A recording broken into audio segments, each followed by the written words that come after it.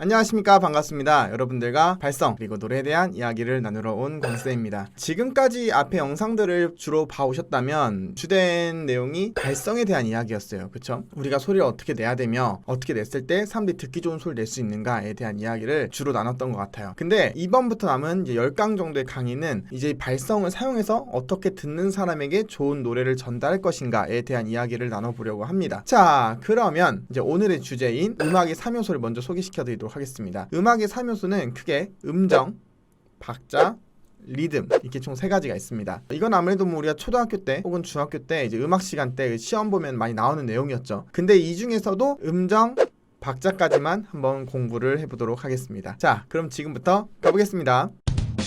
일단은 음정에 대해서 이해를 해볼 거예요. 음정이라는 것은 도레미파솔라시도 이런 음이 있어요. 그거들에 대한 거리를 음정이라고 합니다. 그러면 이 음정이 왜 중요하냐, 우리가 이 영상을 보면서 왜 공부를 해야 되냐, 우리가 노래를 부른다는 거는 보고 싶다를 부를 때랑 학교종이 땡땡땡이 부를 때랑은 다릅니다. 근데 왜 다르냐, 겉보기에 가장 편한 것은 음정이 다르고 박자가 다르고 리듬이 다르다는 거예요. 가사도 다르고 곡의 장르도 다르고 부르는 사람도 다르고 뭐 이렇게 많이 다르지만 가장 먼저 구분할 수 있는 게 음정과 박자와 리듬이라는 거예요. 그 중에서도 음정이 우리 귀에서 가장 먼저 들리기 시작합니다. 그쵸? 그러니까 내가 뭘 부르는지를 상대방한테 전달할 때는 이 음정이라는 것이 상당히 중요하다는 겁니다. 그러니까 예를 들어 볼게요. 학교종이 땡땡땡을 가지고 예를 들어 볼 건데, 원래는 이런 음정을 가지고 있어요. 학교종이 땡땡땡 어서 모이자, 이런 음정을 가지고 있어요. 그런데 예를 들어서 어떤 사람이 이 노래를 이렇게 불렀습니다. 학교종이 땡땡땡 어서 모이자, 이렇게 불렀다 칩시다. 가사도 똑같고 박자도 똑같고 부른 사람도 똑같아요. 근데 음정이 다르니까 완전 다른 노래로 바뀌었죠. 우리가 부르고자 하는 노래를 제대로 전달하기 위해서는 뭐가 필요하다? 정확한 음정이 필요하다. 이렇게 아시면 되겠어요.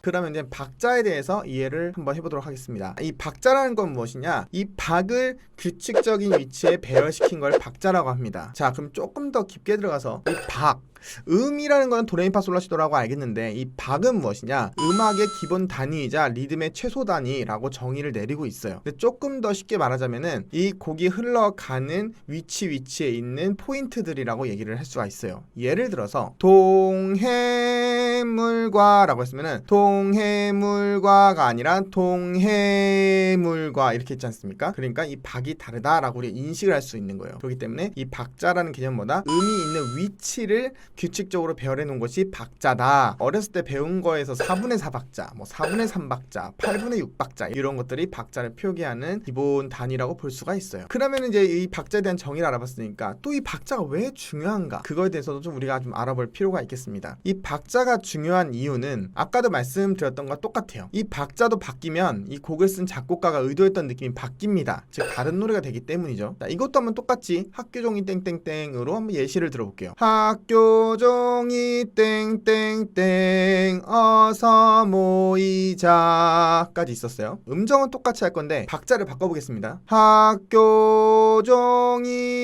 땡땡땡 어서 모이자. 자, 어떻습니까? 노래가 완전히 딴 노래 이상하게 변질됐죠.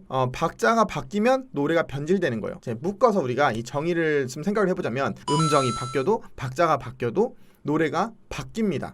노래 느낌도 바뀌고 노래의 근본, 이루고 있는 기본의 그 모양이 바뀌게 됩니다. 물론 의도를 가지고 음정을 바꾼다거나 박자를 좀 앞으로 당긴다거나 박자 좀 미룬다거나 뭐 이런 식으로 의도적으로 바꿀 수는 있어요. 하지만 바꾸기 전에 일단 기본적으로 이 곡이 어떤 음정과 박자를 가지고 있는지 요거는 아셔야 이 노래를 제대로 알고 있다, 그리고 잘 부를 수 있다 라고 이해를 하시면 되겠습니다.